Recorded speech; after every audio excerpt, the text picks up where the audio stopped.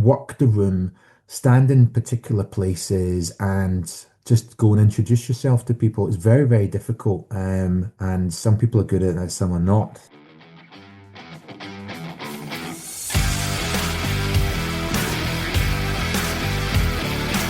Welcome to the Circuit Magazine, the #1 source of information on protection matters, the industry-leading magazine for all security professionals who want to stay ahead of the game.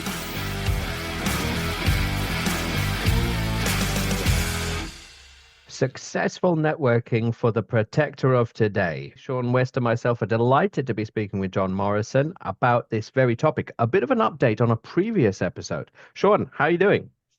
I'm good, Phelim. Great to be here for another episode of The Circuit. I love it. I love it. And networking, right?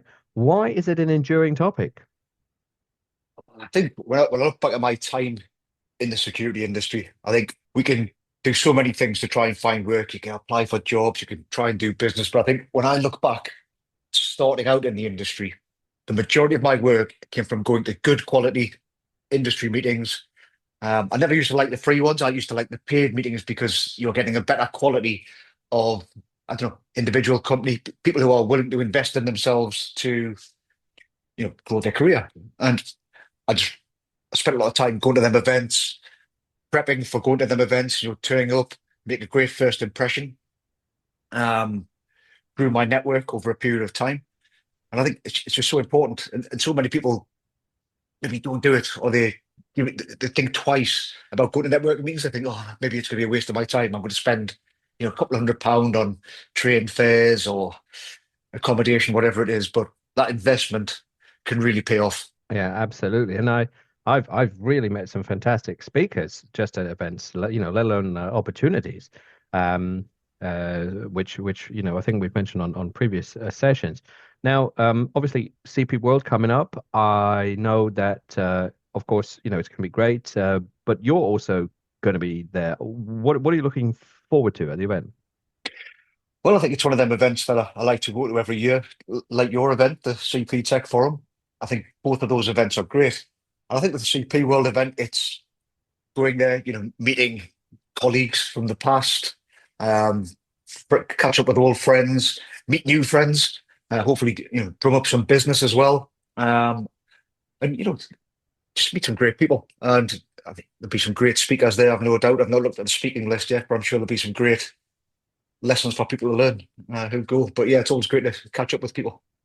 Absolutely. And some internationals coming in this time. So looking forward to people from across the pond. Well, let's get into it. Let's refresh the topic of networking with John Morrison, and let's learn how to make the most of your experience.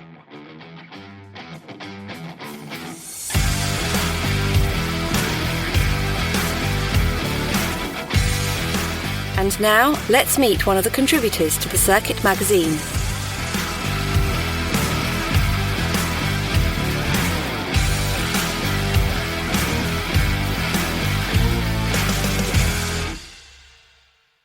Effective networking for today's protector. I'm very pleased to welcome John Morrison, founder of CP World and a host of other hats. How are you doing, John?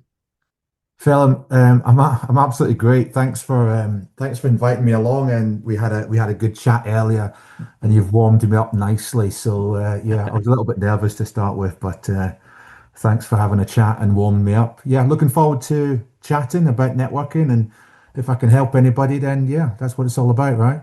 And absolutely, and thanks for coming on. And it's not the first time, because we did do a session a few years ago where we kind of looked at this topic, and I thought it needs an update, it needs a revamp. I've got the feeling that a lot of protectors get, yes, that they have to go to mixers, go to meetups in certain places, but what do you think has happened to networking and the protector over the last few years? For me, I know we spoke about this before. I think soft skills is really, really important. Conferences like yourselves, the one that I do in November, these are all great opportunities to meet people and exchange numbers. I think WhatsApp groups now, I know some people are going to roll their eyes because they're in some WhatsApp groups and some are not, but a lot of the networking is to get into a WhatsApp group. Once you are in that WhatsApp group, you are, you're kind of you're sort of ahead of other people. And there's a lot of WhatsApp groups out there. Some are open source where you can join, and of course others are strictly controlled by companies. But once you're in those WhatsApp groups, then you really are on the right path. One thing that we've done recently, we've created a WhatsApp community. It's got nearly over 2,500 people in it, where people are now networking. They've moved away from the traditional online forums, but now they're actually talking more via WhatsApp communities, and they're starting to appear all over the place. But yeah, technology, I think, Phelim, for sure. I like that, yeah, because you know it isn't just what I mentioned at the beginning, like mixers. Mixers are one Yes. thing, but it happens on WhatsApp. It happens in the groups. It used to happen a lot in the Facebook groups. Maybe it still does in some Hmm. areas. Um, but I guess what should the protector of today think about when they're engaging with maybe the faceless individual? We talk a lot about the gray protector, the gray individual. What about people that they meet in these kind of groups? How can they do maybe due diligence? How do they know what to say, what not to say? I don't know if you have any thoughts on that. Yeah, I mean, I think that's really tricky to network with somebody who you don't actually know. Me personally, like I said before, I think networking skills, the ability to win friends and influence people in our industry is absolutely essential. Um, Now, I know you did ask about, the faceless networking, but for me, people who really want to get on this career, they have to meet people face to face. Initially, meet them face to face, and just have that chemistry, have that relationship with the person who they're meeting, which can only really be done face to face. And you were asking what's the next stage. What I say to people is, you should have a blank piece of paper. Now, I'm sure people listening to this, there are people who have loads of network and loads of contacts, but there's going to be people that don't have that many.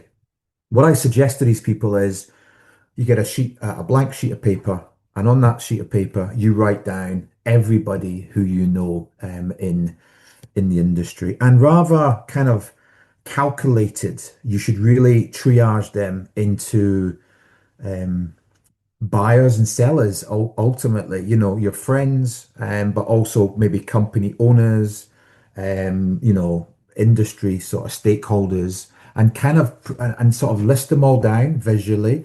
And then and this is like a kind of agent handling type thing, is to socially engineer relationships with these people. Now that is not face to face, because you already know these people. So I think it's important that you cultivate your contacts, and you keep them fresh. You don't always necessarily, like we've all been here, you've been here, Phelim, I've been here, where somebody messages me out the blue and I kind of know what they're doing. They want a job and they're not really that tactile. And they say, "Hey John, how you doing? Have you got any work going?" Now, if you do that out the blue to somebody, then you're gonna have to kind of burn your bridges a little bit there. So just be very careful when you do that. You have to cultivate your contacts on that sheet. Go out your way, go to meet them, and just build that relationship. That's what's really important. Also, I was watching a podcast earlier. I watch a lot of podcasts on networking and social skills, etc. Is not to forget your old friends as well. Friends that you served with, or friends that you worked with in London maybe 2 or 3 years ago. Just you know go through your list and reactivate them, and just rebuild that relationship. The more people, the more contacts you have, the more chances are you're going to get that phone call, especially when you need it and you need income. And someone who you never thought about is going to offer you, "Hey John, are you free next week for 5 days?" That's what we all live on in this industry. Yeah, it's all face to I love that. face. Yeah, That's and all face to face though. It's not like no, yeah, but it's hybrid, yeah, isn't it? hybrid. Yeah. because you can certainly have met person, X Yeah, in a yeah, meetup, and then you see they are commenting in a WhatsApp group about yeah, something, and it keeps it fresh. But I like what you said as well. Don't forget, your wider history, your wider yeah, network. yeah. Do you think people assume that the previous network, just doesn't have anything to offer them? I mean, I don't assume that, but do you think people genuinely think, well, maybe in the past they gave me work, but now it's all about fresh contacts? Is that a real Yeah, challenge? I think that's a mindset people need to probably adjust there and think. And like we've said before, everyone is a business, they have income, they have outgoings, we all have bills to pay, families to feed. Um, so people really kind of, this isn't a hobby, this is, if you want to do this, you've got to do it correctly. You've got to sit down, focus, don't get drawn away. And like I said, list all your contacts on a sheet of paper and don't forget about the old network, reach out to them. Just apologize. Hey, look, it's been a while. How you doing? So yeah, you really have to keep all of your contacts available and fresh, like you said. But like I said, if you're going to do it correctly and focus on it, Mm. and take it seriously, because the more you take it seriously, the more you invest in your contacts, then yeah, the more it's going to come back to you, 100%. And I've totally been guilty of not following up, Yes. right?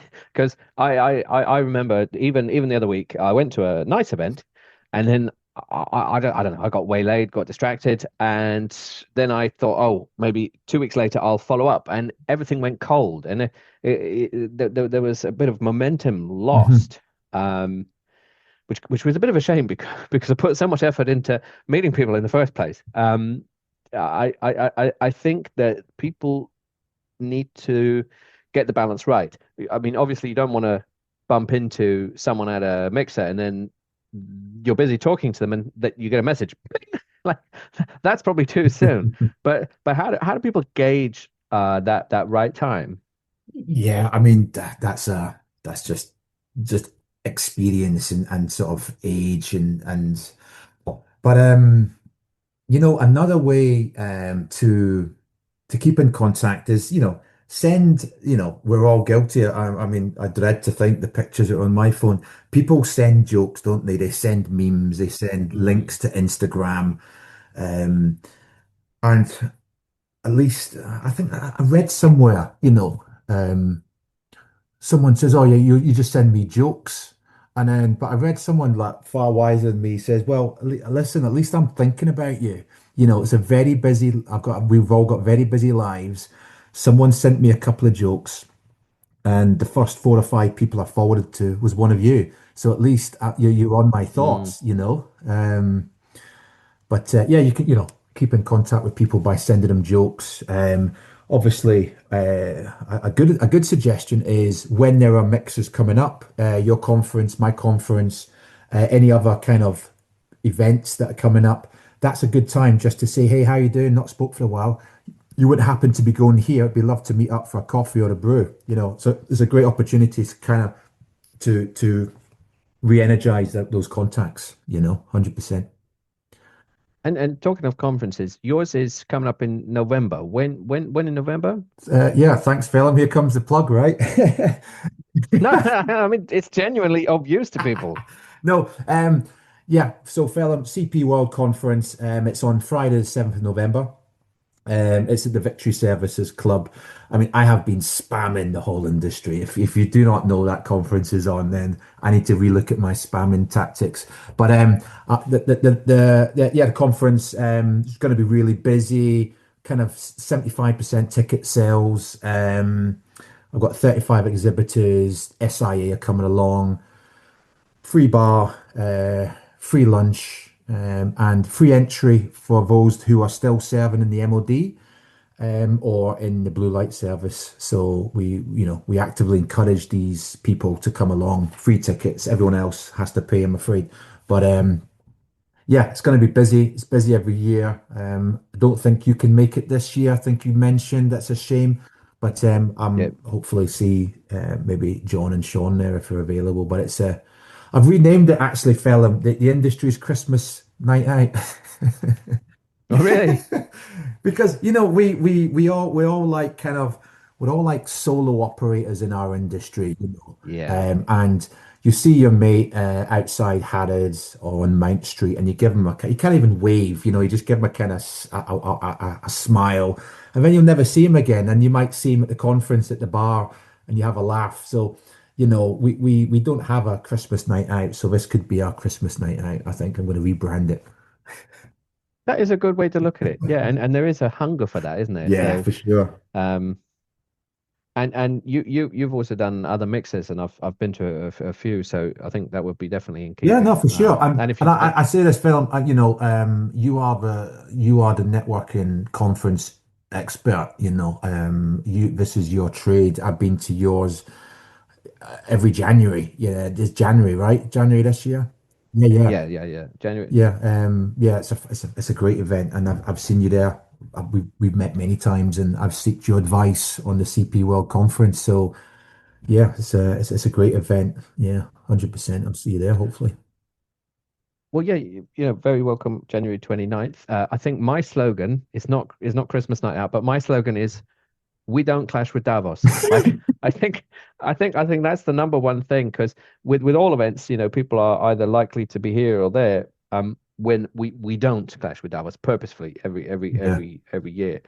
Um, I, and yeah, maybe our event focuses very much on tech, and corporate security, but I enjoy doing it. And you know, you say perhaps I this is my bread and butter in the world of networking. I mean, maybe, but I put it on so that you can network, yeah. right? So I have thoughts on how people can network more effectively. But I'm not sure people want to hear them. It feels like I am the concierge in the corner, and people don't want to notice or don't want to know that I'm noticing. Mhm. Um, I have thoughts. I do have thoughts, but I think it's good to get you to tell us what, like, the first time attendee, new to the business, that kind of genre, in contrast to existing practitioners, what they should do at a networking event, because I think it's different. I have some thoughts, but I'll ask you first. Yeah, first of all, it's really difficult for some people, especially at the big conferences. And what doesn't help is if you go on your own.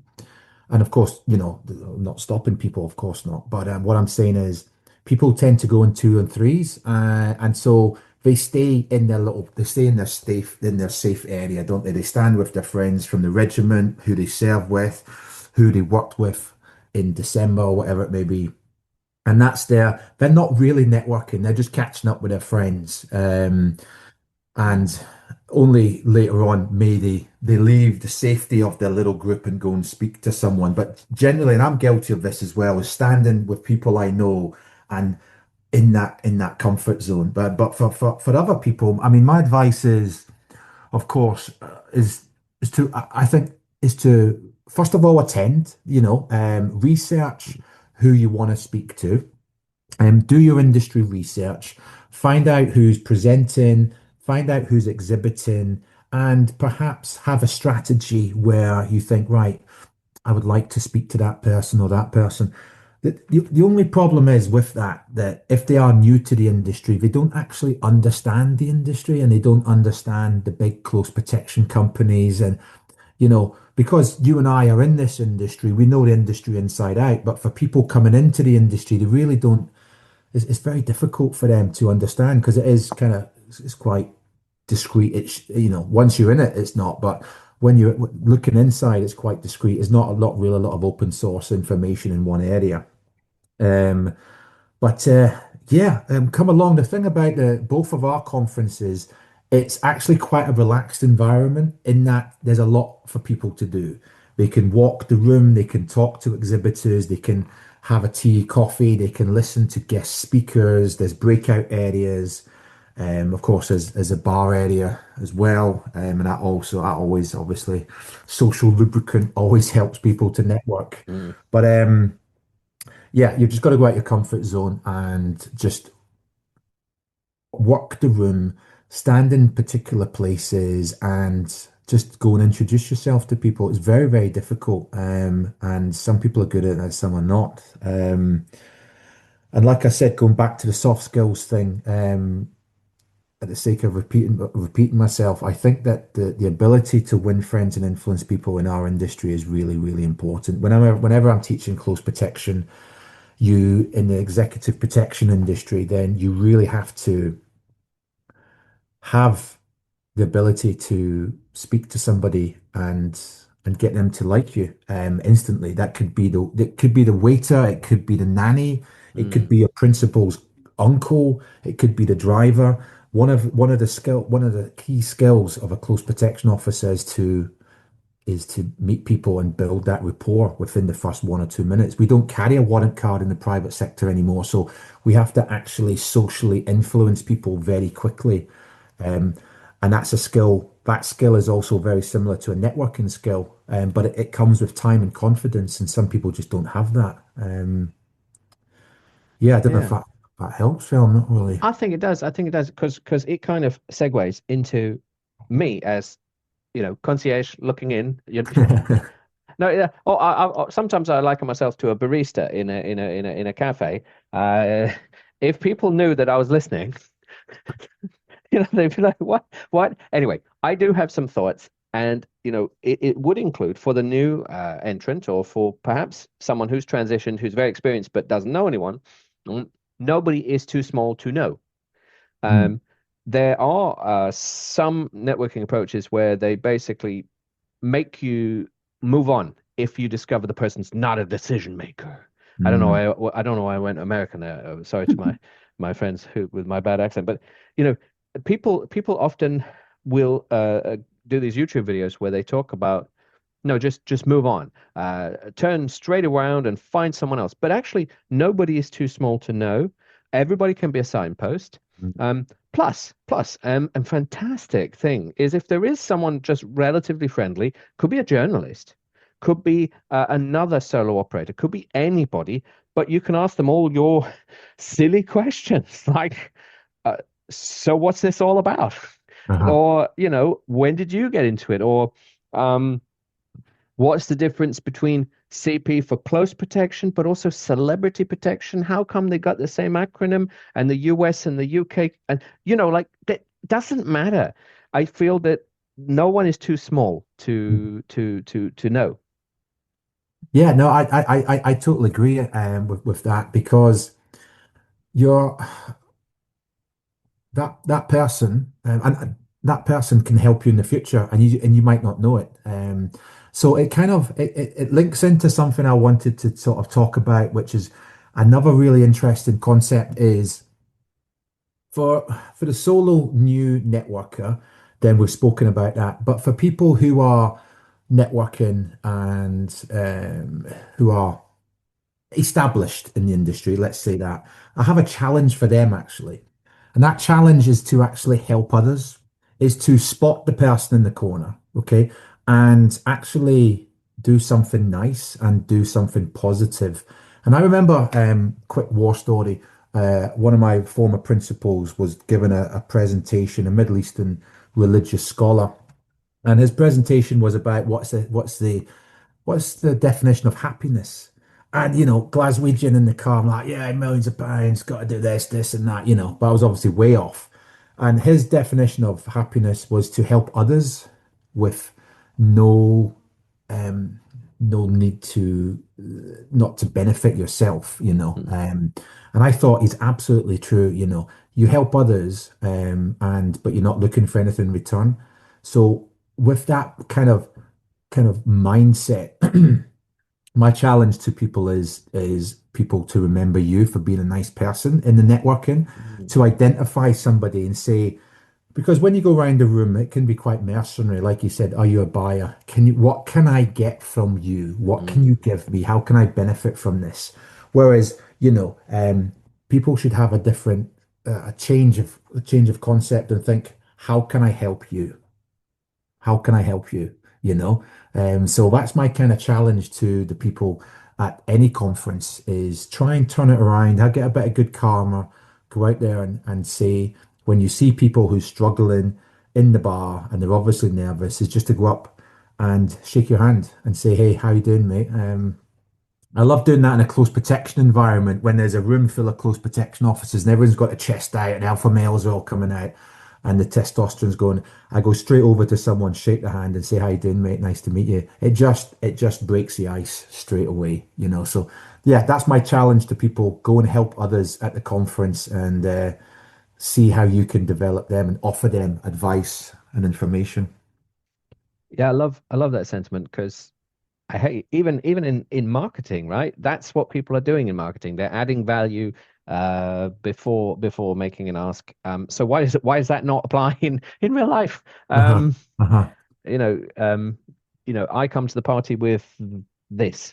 Um, I would caution against kind of nebulous, vacuous.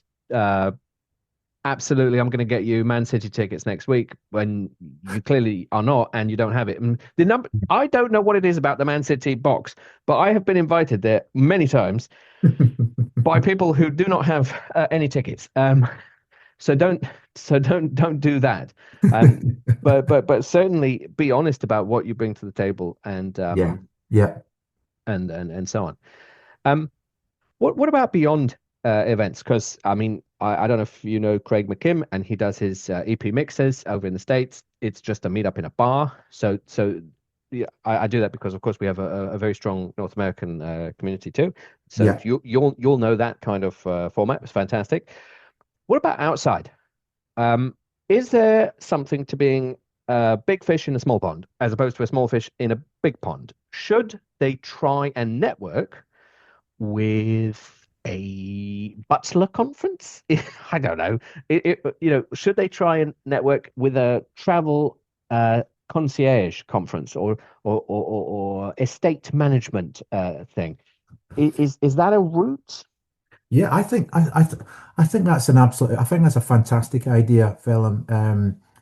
If you go to any of the companies that you mentioned, law firms, maybe because we're talking about close protection, but of course, in the private sector, we also have surveillance as well. Obviously, takes up a lot of bandwidth for some people as well. It's another income. Any kind of fair like that. Law firms always get a lot of surveillance tasks, etc. From other law firms as well. The travel, yeah, 100%. Even like the yachts, you know, I'm trying to think. There's some pretty famous kind of super yacht expeditions. There's also Yeah. private jets, conferences, all these kind of things. I think that's a really good idea. Now that is for seasoned, I would suggest seasoned Mm. networkers who want to really build on their network and build on their business. 100%. Go out there, meet people. Also, what you have, I was looking at the other day, entrepreneurs, BNI, business development uh, companies, especially in London, I'd suggest there's probably some entrepreneur networks and some business mixes where you can go there and just confidently turn up, look the part, sound the part, have your elevator speech ready, and of course be natural with it, of course, because people do buy from people. Again, going back to the soft skills, people buy from people, you know. But I think that's a really good suggestion, actually. Yeah, And I like that you kind of differentiate between the seasoned professional and the new one because absolutely, if a new entrant who's never worked in CP went to a super yacht conference or expo, it'll be fantastically interesting, but it may not be what it may not be the lucrative opportunity. yeah, However, having said that, that kind of links to wider things that we've covered on the podcast, such as the right skills for the right person. Um, there's nothing wrong with going to do the Alaska Arctic Rambo training course. But if your locus is Bristol, um, then maybe you see it for what it is. It's fun, it's motivational, but it might not get you work in Bristol. Um, Yeah. the right networking for the right thing. Yeah. One of the things I do, I'll use that opportunity to. So I do conduct London orientation courses. I do 3 day London orientation course, and we cover everything that you've mentioned above, and yeah, I walk around London, and it's almost like a cheat sheet. Like 15 years I've been doing this. I've been out of the military, I think, yeah. And all the knowledge that I have that people do not know is in my head. And one day I thought I'm going to get this all down into a course. And yeah, I created this course, and basically I walk around London giving lots of bits and stories and talking. All I'm missing is an umbrella with a kind of follow me. But it is you mentioned about a specific course. That course is a you're submerged into the heart of Belgravia, and Knightsbridge, which is the epicenter of the close protection industry. And we talk all about these kind of things, networking and meeting people, and yeah, it's quite a good course to get on. Of course, totally biased, of course. Hey, no, but that's the thing. I'm networking with you, discovering about appropriate courses, and Yes. now I've learned one. If I want to operate in London, then now suddenly that sounds really appealing. Um, but if, and we have seen this happen, uh, if someone is gonna hang out in London, but they do a course dedicated to jungle, it's not the right course. It it might be fun, it might give you great memories, but it's not the most appropriate one. So perhaps that's another thing for networking. Gauge gauge what the person's going to be interested in.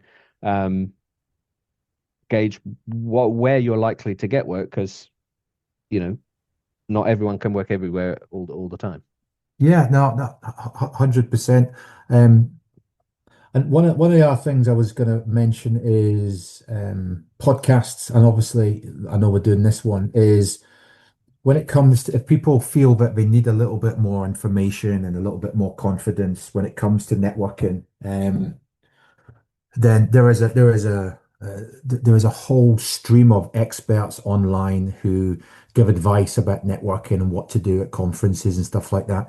But also there's people who talk about uh, soft skills, how to increase soft skills. If you're a little bit shy, a little bit awkward, then there is a lot of algorithm. My algorithms now is all about networking and people skills and this kind of training and that kind of training. So you can learn a lot online from other podcasts and from other video tutorials, definitely. Like Yeah. TEDx talks as well. There's a lot of TEDx talks that you can listen to, give you advice on, social engineering, social networking, all that kind of stuff. It's all online.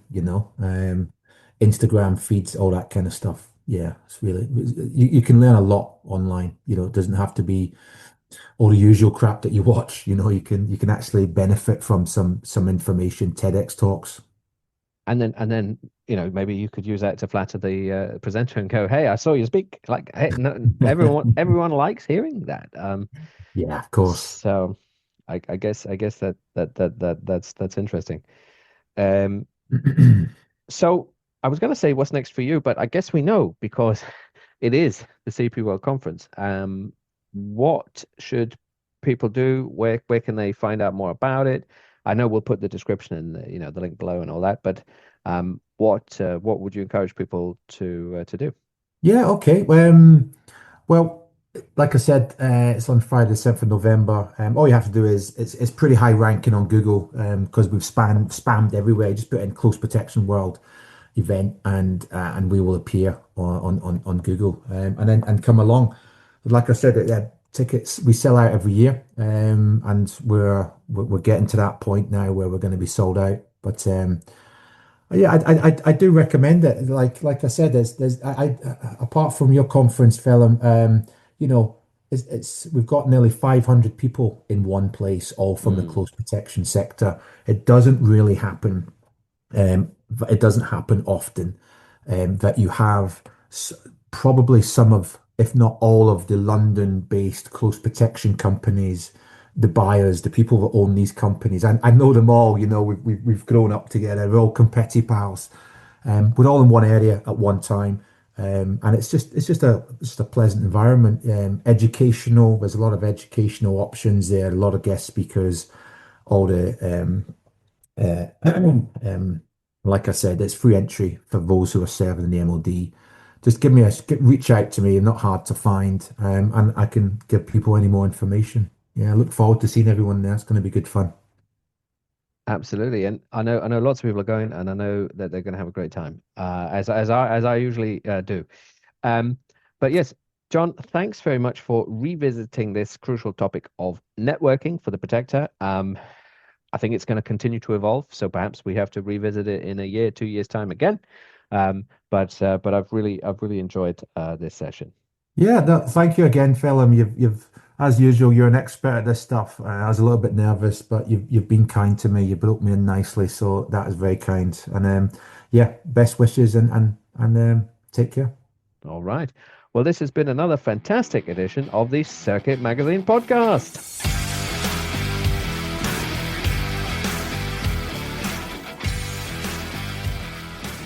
Well, thank you very much, John Morrison, for a great session on, I suppose, networking, an updated session on a previous podcast issue, because, of course, things change. I'm back with Shaun West.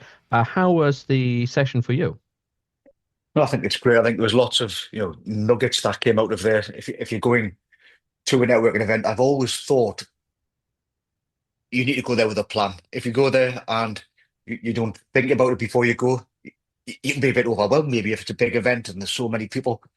But I think if you go there with a plan, if the people who you know who you want to meet, maybe you'll make a plan, meet with them, and you only get one chance to make a first impression, right? So I think always go look correctly, take your business cards.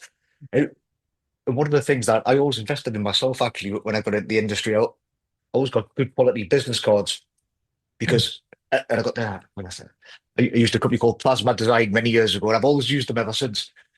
Because someone came to me and they said they used to go to network meetings and your jeans go in the wash or something like that, or the business cards go in the bin. He says, I've actually got one of your business cards still from 2 years ago. One of the only ones I'd kept because they were so good. So I think you only get one chance to make your first impression. So I always get good quality business cards. I always, people that I speak with, if you want to do business with them, I think the fortune's always in the follow-up as well. Don't just take a card, then not follow up. It's always good to, hi, Pelham, great to see you at the event. Just a reminder of what I do, or great conversation, and just follow up on the conversation that you had at the event, because not everybody does. And I think it goes a long way when you follow up. And I think when you meet people at different events, maybe you might see someone at the CP World event, and then you meet them at the next event, your event in January. And once you meet them at a few events, it's what's the word? Different touch points, meet them in different places, and that relationship grows. You can see they're a professional. They're going to different events and they're trying to advance themselves, and you start building that network. And definitely, if you're new to the industry, I think it's key to start getting yourself across to these meetings. Add value. don't be on the take all the time. Maybe hey, I could help you with this. But and I think this is something that I might have mentioned to John offline. Don't offer something you don't have. Like the amount of, I don't know what it is, but the amount of times I've been invited to Man City's box, but it's never, I don't know why people keep on offering. I'm not like a big Man City fan or something, but don't offer people something you don't have. Mm-hmm. No, I get that. And I think ask questions as well. Don't, it's not all about you. If you talk with someone, don't just, what's the word? I don't know, puke all over them, everything that you do. Ask them questions about what they do, what they're looking for, and listen. And I think that goes. People like to be listened to, and if you're there and you listen and you can add value to the conversation, rather than just spinning out everything that you do, I think you make a lot better impression. That's a good shout. Yeah. Don't be autobiographical. Don't don't do that. I like that. Well, we will endeavor to not do that. And at the upcoming events. But for you, what's next for you? What's new in your life? Oh, well, I had quite a busy week, actually. I mean, over the last few months, I got nominated for two national awards. I've just won a regional award as Wow. Business Consultant of the Year North. Oh, Um, congratulations. and I'm also up for Entrepreneur Circle Coach of the Year 2025, which I'll find out Oh, 2 days before the CP World event. So, yeah, very busy at the moment, and it's been a good year with lots of things now starting to come to fruition, which is great. wow, that's great, and congratulations on the awards. It's fantastic to see. Um, I think it just shows a great need and your skill adapting it, particularly to this industry and beyond. Um, which is great. Oh, and I forgot, I thought recently released a book as well, The Tactical Advantage for people within the security industry. So that's another thing which is quite new. And I focused at business owners within the security industry because, there's lots of great close protection books out there. There's lots of, I don't know, great business books out there, but I've never seen anything that was kind of directly for security business owners. So hopefully filling a bit of a gap there, get some great feedback on it. So I'll be down at the event. I'll have a pile of books with me. Um, so yeah, if anyone wants to get a copy of that, pop and see me at the stand. I love it. Well, there you go. Your networking, even through this podcast, which is great news. People should absolutely make a beeline and say hello to you at your stand, flying the flag, as it were. So, yeah, looking forward to CP World. Obviously, other events beyond that, including CP Tech Forum in January 29th. But yeah, let's keep this as a canonical reference for networking, which I'm sure it does, because the podcasts get listened to again and again and again, week on week on week. So yeah, thank you for continuing to download them and listen. We very much appreciate that. Fantastic. Okay, well, see you at the events. This has been another fantastic edition of the Circuit Magazine podcast.